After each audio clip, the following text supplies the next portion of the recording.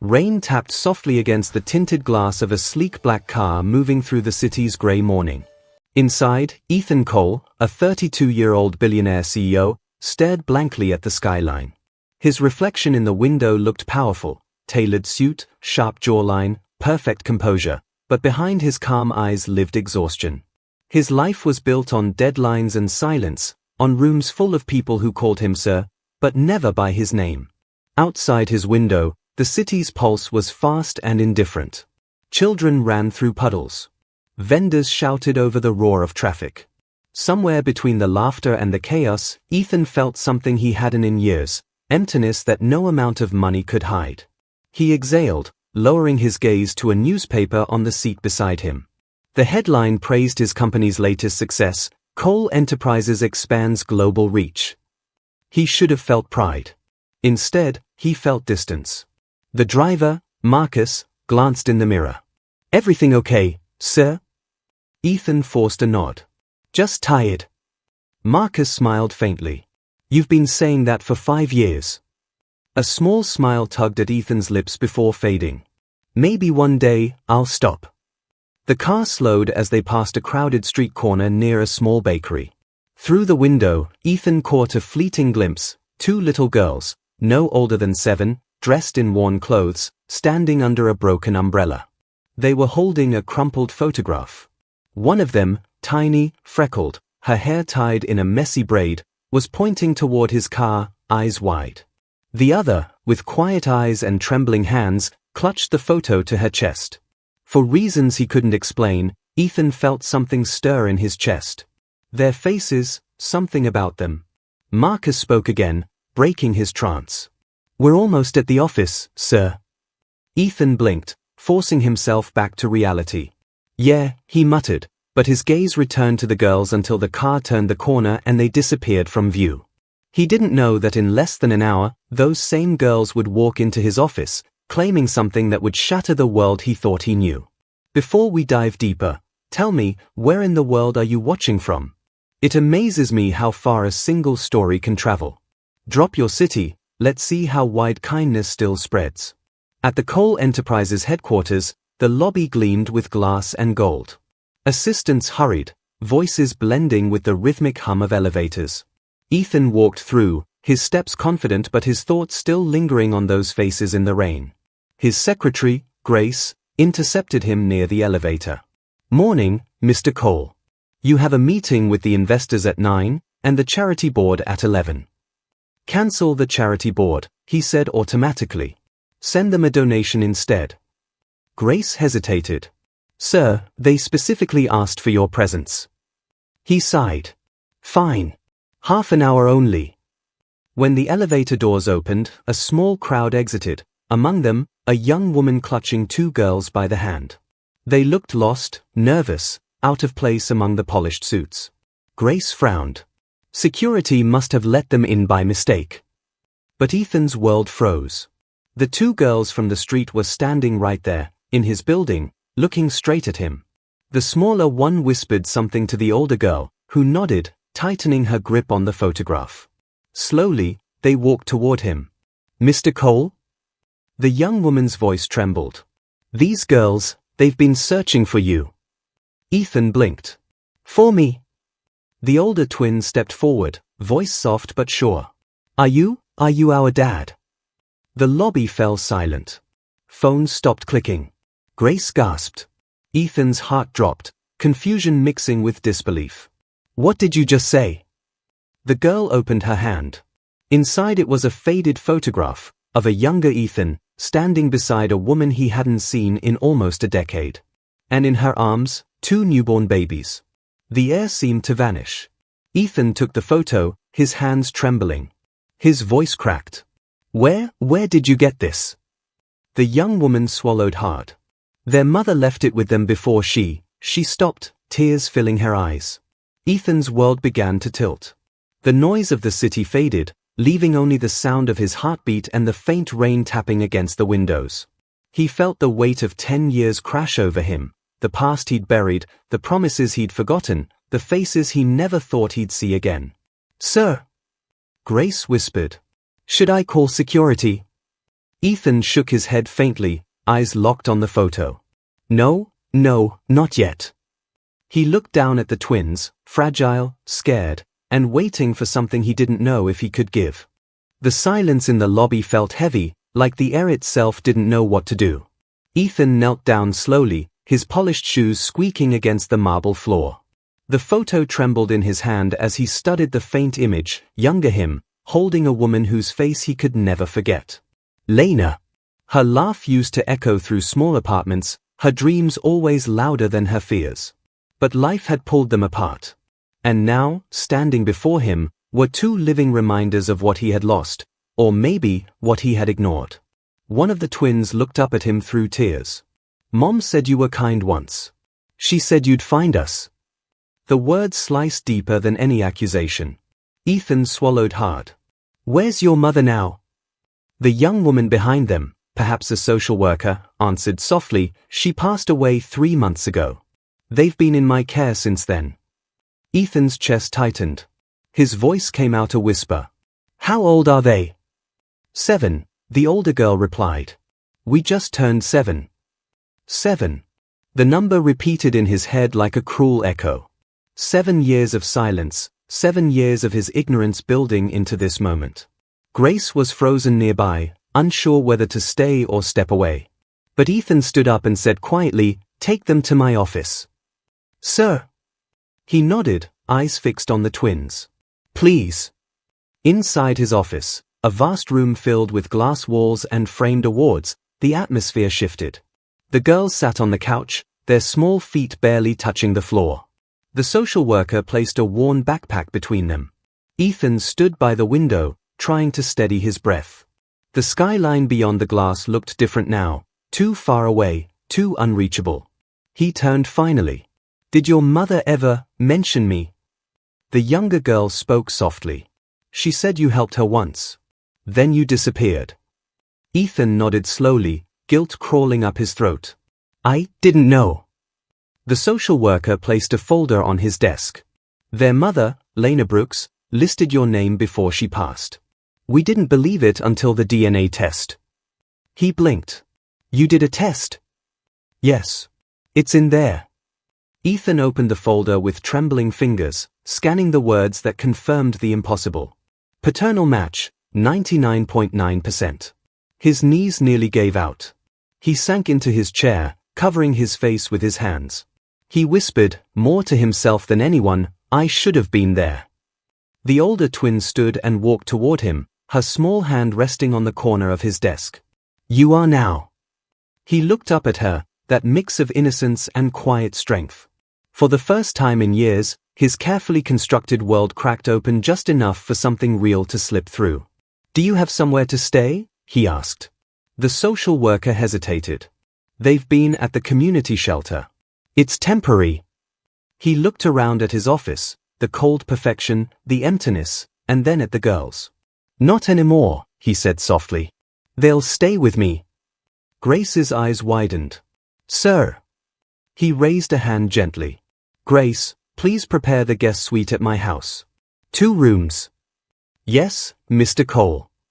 She left quickly, holding back tears she didn't fully understand. The social worker exhaled, relieved but emotional. Thank you. I'll arrange the transfer papers. Ethan nodded. Thank you for bringing them. When she left, the room grew quiet again. The twins sat close together, hands intertwined, eyes flickering between curiosity and fear. Ethan walked over and knelt beside them. I don't know how to fix what's broken, he said softly, but I promise. I'll try. The younger twin leaned forward suddenly and hugged him. For a moment, Ethan froze, then his arms moved on instinct, wrapping around the fragile little bodies that now carried his name, his blood, his second chance. If you were there in that moment, what would you have done? Be honest, comment your answer below. And if words fail you, just hit like to prove that compassion still matters. Later that night, the mansion felt different. The usual silence had been replaced with soft giggles and the shuffle of small footsteps. Ethan stood by the doorway of the guest suite, watching the twins explore their new world, bouncing on the bed, peeking into closets, marveling at the lights that responded to touch. He didn't interrupt. He just watched, half smiling, half aching. The housekeeper, Martha, appeared beside him. "Sir, are they family?" He hesitated. "Yes," he said finally. "They are." Martha's eyes softened. "Then the house finally has a heartbeat again." Ethan looked at the girls, their laughter echoing off the marble floors, and realized she was right. But deep down, a shadow lingered. He knew that joy and grief often came hand in hand. And soon, a question would rise, one he wasn't sure he was ready to face. Why did Lena never tell him? The answer was closer than he thought. That night, after the house fell silent, Ethan sat alone in his study. The rain had returned, whispering against the windows like a reminder he couldn't escape. The photo lay on his desk, edges worn, faces blurred, yet it carried more truth than all the contracts stacked beside it. He stared at Lena's smile in the picture. The ache in his chest deepened. He remembered the night they'd met, two strangers in a crowded cafe, she a struggling artist, he an ambitious young man with nothing but borrowed suits and impossible dreams. Back then, he'd believed love could survive anything. But ambition had a way of changing people. A knock at the door pulled him back. Grace entered quietly, holding 2 cups of tea. "Couldn't sleep either?" Ethan shook his head. "Not really." She set the cups down and studied him for a long moment. "They look like her," she said softly. He nodded, voice low. "Exactly like her." Grace hesitated. "You never told me about her." "She was, before all this." His hand gestured vaguely around the office, the success, the empire, the emptiness. "Before I became who I am now." He looked up at Grace, his voice trembling. "Do you think it's too late to make things right?" Grace smiled gently. "If they are still here, it's not too late." Her words settled deep in him. When she left, Ethan opened his laptop and searched his old archives. He found messages, photos, and emails, proof of a love that once meant everything. Among them was a final message from Lena, one he had never opened. His cursor hovered, heart pounding. He clicked it. The message was simple. "If you ever read this, I want you to know, you gave me hope once. Even if you forgot, I didn't." Tears blurred his vision. He hadn't realized how far he'd fallen from that version of himself, the one who once believed kindness could build a life. Have you ever had someone help you when no one else would? Write yes and tell me their name. Maybe gratitude can travel further than we think. Morning sunlight poured through the windows as laughter drifted down the hallway. The twins were in the kitchen, still in oversized pajamas, trying to help Martha make pancakes. Flour covered their hands, and the counter looked like a snowstorm. Ethan watched from the doorway, arms crossed, a faint smile touching his lips. For the first time in years, the house didn't feel like a museum. It felt alive. The older twin noticed him first. "Good morning, Mr. Cole." He raised an eyebrow, amused. "Mr. Cole? That's too formal." The younger one giggled. "Then what should we call you?" He hesitated. "Ethan's fine." She tilted her head. "Mom said, we could call you Dad if we ever found you." The words hit him harder than expected. His throat tightened, but he forced a gentle smile. "Then I guess Dad is perfect." They both laughed and ran to hug him, leaving powdery handprints on his dark suit. For once, he didn't care. After breakfast, Ethan decided to show them around the house. The garden, the small movie room, the piano in the corner no one had touched in years. "Mom used to play," said the older one softly. "She said music made sad things less scary." Ethan nodded slowly, his voice quiet. "She was right." He sat down and touched the keys. His fingers remembered more than his mind did. As the melody filled the room, the girls swayed gently, their laughter turning into a hum. But as he played, a question kept clawing at his heart. Why hadn't Lena told him about them? Later that day, while the twins napped, Ethan went to the community shelter the social worker mentioned. He needed answers. Inside the office, the same young woman, Ava, the social worker, looked up from her desk, surprised. "Mr. Cole. You came." "I need to know everything," he said softly. "About Lena. About what happened." Ava hesitated, then pulled out a small box. "She left this for you." Said if the girls ever found you, this should follow. He took the box, hands trembling. Inside lay a stack of letters and a small silver pendant, one half of a broken heart. Where's the other half? He whispered. Ava smiled sadly. Lena wore it until the end. He clutched the pendant, feeling its weight against his palm, a tiny, silent piece of forgiveness. Now it's your turn. Share one small good thing you did recently. Write it below so others remember that humanity still lives. Your story might light someone's path tonight. Ethan walked out of the shelter into the fading evening light. He looked down at the pendant again, his reflection in its dull shine fractured, incomplete. Somewhere inside, a promise began to form, one he'd been too afraid to make until now. He would uncover everything, the truth, the pain, the reasons. Not just for himself, but for the girls who deserved to know their mother's story, and for the woman who'd once believed he was capable of love. And for the first time in years, he whispered it aloud, as if to the wind itself. I'll make it right, Lena. I swear. That night, Ethan couldn't sleep. The silver pendant lay on his desk under the lamplight, its broken edge glinting softly. Every time he closed his eyes, Lena's face appeared, not the smiling one from old photos, but the tired one from his memories, the one who had begged him to slow down, to come home, to choose love over ambition. He had chosen work instead. And now, he was holding the price of that choice. He opened one of the letters. Lena's handwriting, shaky yet familiar, filled the page. Ethan, if you're reading this, I hope life has been kind to you. I didn't tell you because I didn't want you to feel trapped. You had dreams, and I didn't want to be the reason you gave them up. But the girls, they are everything you ever were, brave, stubborn, kind. I named them Lila and Sophie. Maybe one day they'll meet you and see where that kindness came from. Ethan's eyes burned. Each word pulled him further back to the man he used to be, the one who laughed easily, who believed in simple joys. Somewhere between deals and deadlines, that man had vanished. A knock at the door startled him. He quickly wiped his eyes. It was Martha, carrying a tray. You haven't eaten, sir. He shook his head. I'm fine. She noticed the pendant and letters. Her expression softened. I remember her. Lena used to visit you here when you first started the company. She believed in you when no one else did. Ethan's voice cracked. And I failed her. No, Martha said gently. You lost her. That's not the same. Her words lingered after she left. He folded the letters carefully and whispered to the empty room, I'll tell them everything when the time is right. The next morning, Lila and Sophie were waiting for him in the garden, sitting under the big oak tree with a notebook open between them. Dad! Sophie called out, waving him over. We're making a list of all the things we want to do together. Ethan smiled despite the ache in his heart. Oh really? What's on it so far? Lila grinned, reading aloud.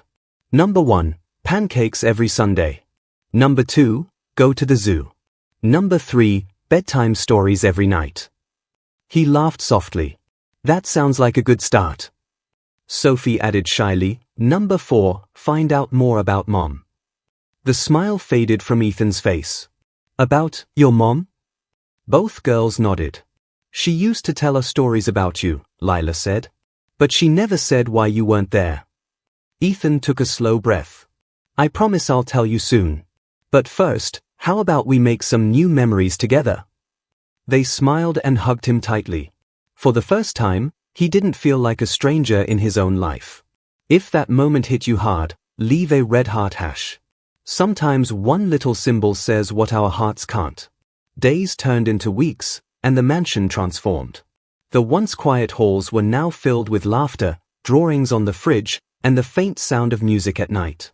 Ethan started joining them for breakfast, walking them to school, reading bedtime stories from Lena's old notebooks. But with each passing day, he couldn't ignore the nagging feeling that the past wasn't done with him yet. One evening, while putting Sophie to bed, she asked softly, Dad, why do you look sad when you see Mom's photo? He paused. Because I miss her. Did you love her? She whispered. Ethan smiled faintly, brushing her hair from her eyes. More than anything. Sophie thought for a moment. Then maybe she's happy now. 'Cause you found us. Her innocent words broke something inside him, and healed something, too. Later that night, he went back to the letters. At the bottom of the last page, there was something he hadn't noticed before, a folded note taped underneath. It read, "If you ever want to understand why I left, go to the place where it all began." The cafe.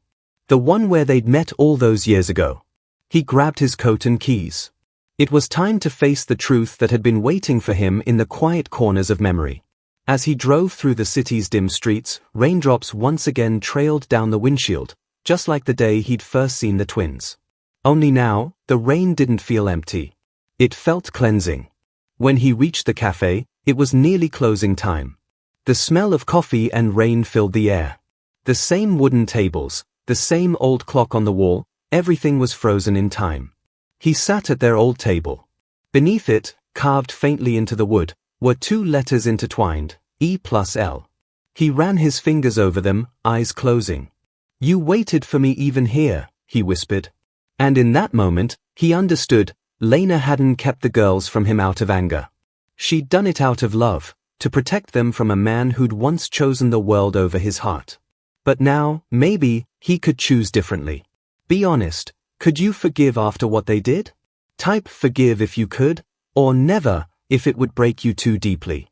The next morning, sunlight poured through the living room curtains, painting gold lines across the marble floor. The twins were sitting cross-legged on the rug, trying to build a castle out of blocks. Laughter echoed again, but this time it carried a new warmth, the kind born from belonging. Ethan watched from the hallway, coffee in hand, still carrying the echo of last night's discovery. His mind replayed the words carved into that cafe table, E+L. It felt like Lena had left breadcrumbs, guiding him toward redemption, even in her absence. But just as peace began to settle, reality came knocking. Grace entered with a tight expression. "Sir, the media caught wind of something." He turned. "What do you mean?" She hesitated, lowering her voice. "Someone leaked the story about the twins. The headlines are spreading fast. Billionaire CEO hiding secret family. It's everywhere." Ethan's grip tightened around the cup until it cracked slightly. "How?" Grace shook her head. "No idea. But the reporters are already outside the gates." Panic flickered in his chest. The last thing he wanted was for Lila and Sophie to be dragged into his world's cruel spotlight. "Get Marcus to handle security. No one gets near them." "Yes, sir." But as Grace left, the girls peeked from the doorway. "Dad, why are there so many cameras outside?" He crouched to their level, forcing calm into his voice. "It's complicated. But I'll take care of it, okay?" Lila frowned. "Did we do something wrong?" Ethan's heart broke a little. "No, sweetheart. None of this is your fault." He gathered them both in his arms, shielding them from a storm they couldn't understand. For the first time, he wasn't afraid of losing his reputation, he was terrified of losing them. If you believe love still wins, comment in. Let's fill this section with hope, maybe someone scrolling right now needs to see it. Later that evening, Ethan sat in front of his fireplace, scrolling through his phone. Dozens of messages flooded in, investors demanding answers, board members expressing concern, and tabloids spinning stories out of lies. He set the phone down. The flames flickered against his face, reflecting the war between guilt and resolve. Martha entered quietly. "Sir, you should rest." He shook his head. "Not tonight." She hesitated before speaking softly. "The girls asked if you could read to them. They said it helps them sleep." He looked toward the stairs, and for a brief moment, all the noise faded. "Tell them I'm coming." When he entered their room, the twins were already tucked in, clutching a worn storybook. "Dad, can you read this one?" Sophie asked, eyes sleepy. He smiled gently, taking the book. "Of course." As his voice filled the room, the world outside grew distant. Each word felt heavier, realer. By the time the story ended, both girls had drifted into dreams, their small hands still holding his. He sat there in silence, brushing a strand of hair from Lila's forehead. "I'm sorry for every moment I missed," he whispered. A tear slipped down his cheek. He left the room quietly and walked to his office, where the last of Lena's letters still waited. He hadn't opened the final one.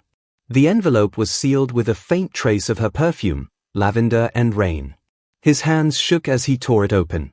"Ethan, if this reaches you, promise me one thing: don't drown in guilt. You can't change the past, but you can build something beautiful from it.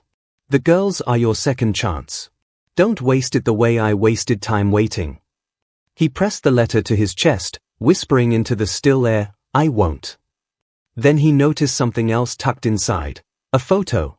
In it, Lena was sitting in a hospital bed, holding the twins as newborns. But standing beside her, barely visible, was a man Ethan didn't recognize, his hand on her shoulder, protective, gentle. Confusion washed over him. He flipped the photo over.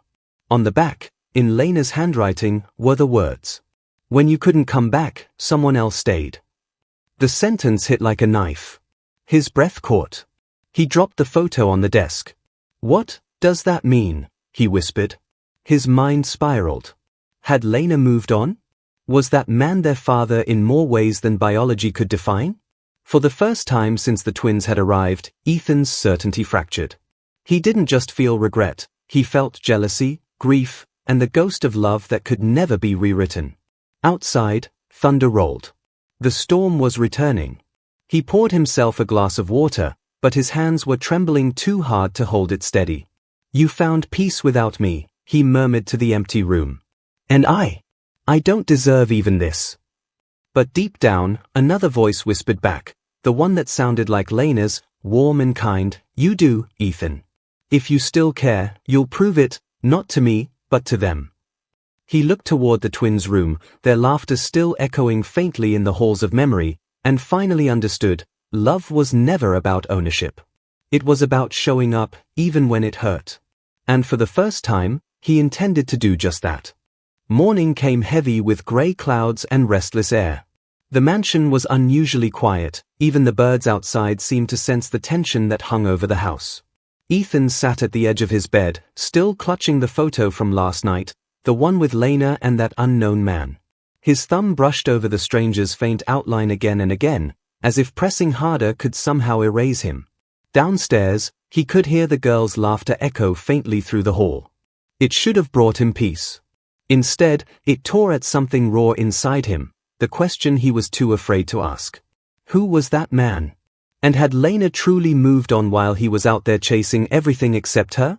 He closed his eyes, his mind spiraling back to those early years, the nights he promised to come home and didn't, the calls he ignored, the love that faded because he was too focused on becoming someone. Now, sitting in the silence of his success, he realized he had become someone lonely. A soft knock broke the spiral. "Dad!" It was Sophie. She peeked in, her hair messy, holding her stuffed bunny. "You okay?" He smiled weakly. "Yeah, sweetheart. Come here." She climbed into his lap, resting her small head on his chest. "You look sad again," she whispered. Ethan took a shaky breath. "Just thinking about your mom." "She'd be happy we found you," Sophie said, without hesitation. "Mom always said you were the good part of her story." He froze, eyes stinging. "She said that?" Sophie nodded. "All the time." He wrapped his arms around her and held her close. The simplicity of her words soothed the storm inside him, but only for a moment. Because truth had a way of knocking louder when you tried to quiet it. When Sophie ran off to play, Ethan made a decision. He needed answers, no matter how painful. He drove back to the shelter to see Ava again. The rain began just as he parked, steady and relentless. Ava greeted him with weary eyes, clearly sensing the weight he carried. "She left you more than just letters, didn't she?" Ethan asked quietly. Ava sighed. "She did. There was one more thing, I didn't think you were ready for it yet." She opened a drawer and handed him a small brown envelope. On the front, Lena's handwriting again, "For when he's ready to forgive." Ethan's hands shook as he opened it. Inside was a photo, the same man again, holding the twins, smiling beside Lena, and a note. "Ethan, this is Michael, the nurse who helped me when I was sick. When I thought I'd lost everything, he made sure the girls never went hungry. He's not their father, you are. But when I couldn't reach you, he became the kindness they needed. Don't hate him for doing what I prayed you'd do. Ethan exhaled, relief and shame colliding like two waves.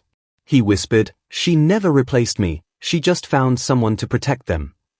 Ava nodded gently. Lena never stopped loving you, Ethan. She just stopped waiting. Those words cracked something deep within him, not out of anger, but gratitude. Lena had saved the best parts of him through her strength. He drove home in silence, the pendant still in his pocket. When he arrived, Lila and Sophie ran to greet him, shouting and laughing. They clung to his legs, their eyes full of joy, and for once, he didn't hide his tears. He bent down, holding them both tightly. You two saved me, he whispered. You don't even know how much. The twins giggled, unaware of the depth behind his words. That night, as the house grew quiet again, Ethan sat beneath the old oak tree with Lena's letters spread around him. The wind rustled through the leaves like soft whispers. He read each word again, slower this time, not as punishment but as prayer. He realized forgiveness wasn't about rewriting the past, it was about accepting it. Be honest, could you forgive after what they did? Type forgive if you could, or never, if it would break you too deeply. As he looked up at the night sky, a single star broke through the cloud cover. For the first time in years, he didn't feel like the world was punishing him. He felt like it was giving him one more chance to love right, to live softer, to make her proud. He whispered into the night, thank you, Lena, for still believing in me. And somewhere deep within the silence, he could almost hear her voice again, a whisper carried by the wind. Then believe in yourself too. Ethan closed his eyes, holding onto the sound, letting it heal the cracks the years had left behind. The next morning brought the first real calm in months. No reporters at the gates, no calls from investors, just the soft rhythm of a home that finally felt alive again. Sunlight filtered through the curtains, painting golden stripes across the kitchen as the smell of pancakes drifted through the air. Ethan stood at the stove, clumsily flipping a pancake that nearly landed on the counter. Lila giggled. Dad, you're worse than Martha. He laughed, a real laugh, not the practiced one people at board meetings heard. That's because Martha doesn't have critics watching her every move. Sophie climbed onto a stool. Mom used to make pancakes like this. She said love makes them sweeter. Ethan turned, eyes softening. Then I guess we'll need extra love in this batch. They giggled again, and the room filled with warmth. For a fleeting second, it was as if Lena were there too, her laughter echoing faintly between theirs. After breakfast, they all went outside to the garden.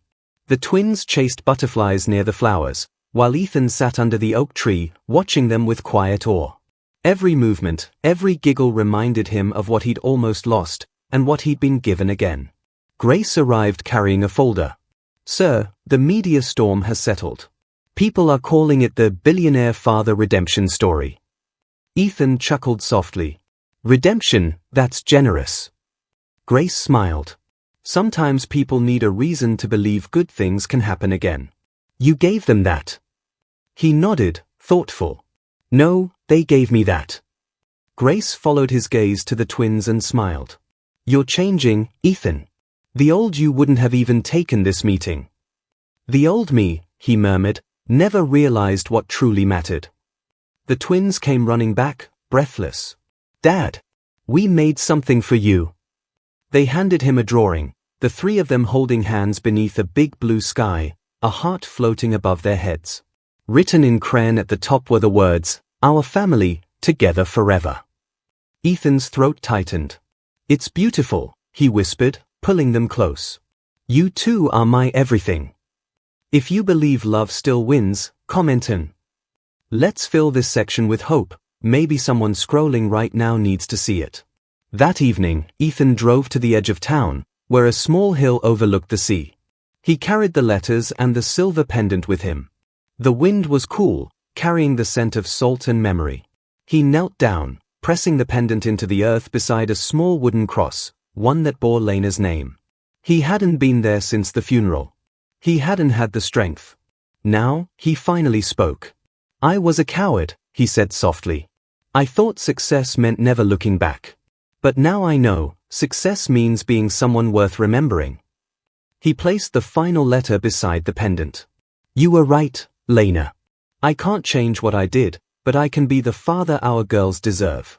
And I'll make sure they know the woman who gave them everything. The waves crashed softly against the shore below. He looked up at the sky and felt it, not forgiveness, but peace. Ava's words echoed in his mind, she just stopped waiting. He smiled faintly. Well, I'm here now. And I'm not leaving again. He stood there for a long time, until the horizon began to glow with the first colors of sunset, orange, pink, and gold.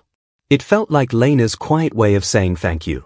When he returned home that night, the twins were asleep, their small bodies curled up in the same bed. Between them was the drawing they'd made, now slightly crumpled but perfect in its innocence. He sat at the edge of the bed, brushing a kiss on each forehead. You saved me, he whispered. And for the first time, he believed it. If this story moved you, don't scroll past quietly. Tap like, not for me, but for the soul who carried this pain and still stayed kind. One click can be your way of saying, I felt you. Morning sunlight streamed through the windows again, but this time it didn't feel like a beginning. It felt like peace finally coming home. The twins were still asleep, their soft breathing filling the quiet. Ethan stood by their doorway, a cup of coffee in hand, watching the slow rhythm of their dreams. The house that once echoed with loneliness now hummed with life. Laughter, footsteps, whispers of bedtime stories. The ghosts of the past hadn't vanished, but they'd learned to stay quiet, outshined by love that had found its way back through the cracks. He walked down the hall, pausing by the framed photo of Lena he'd placed there last night. She was smiling, that effortless smile that once lit up the dullest days. Beside it, the girls' crayon drawing of their family hung proudly. It looked imperfect. But to him, it was everything. Ethan whispered, We did it, Lena.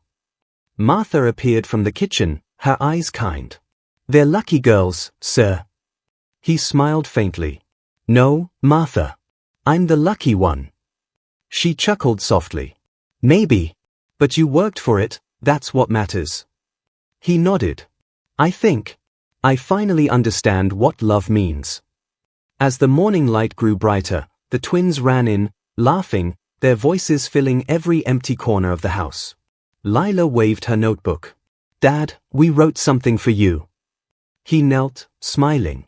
Oh yeah? Let's hear it. Sophie began to read aloud, stumbling over the words. Dear Dad, thank you for finding us. Mom said love means showing up, even when it's hard. And you did. So that means you love us forever, right? Ethan's eyes glistened. He nodded, his voice barely above a whisper. Forever. The twins threw their arms around him, and the warmth of that hug felt like sunlight, real, steady, endless. He closed his eyes, breathing in the moment, knowing that Lena's wish had come true. He had finally come home, not to a house, but to a family. The weeks rolled on, simple yet golden. Ethan began taking days off from the company, walking the girls to school, cooking with them, learning to live at a slower rhythm. Grace would tease him often. Who knew the CEO of Coal Enterprises could make pancakes better than spreadsheets? He'd laugh, answering, turns out, happiness isn't measured in profit margins. And when he'd tuck the twins into bed each night, he'd tell them stories, not of wealth or success, but of love, mistakes, and how people can find light again even after losing everything. Sometimes, when he looked out the window, he could almost see Lena's reflection in the glass, smiling as if to say, You finally got it right. He smiled back every time.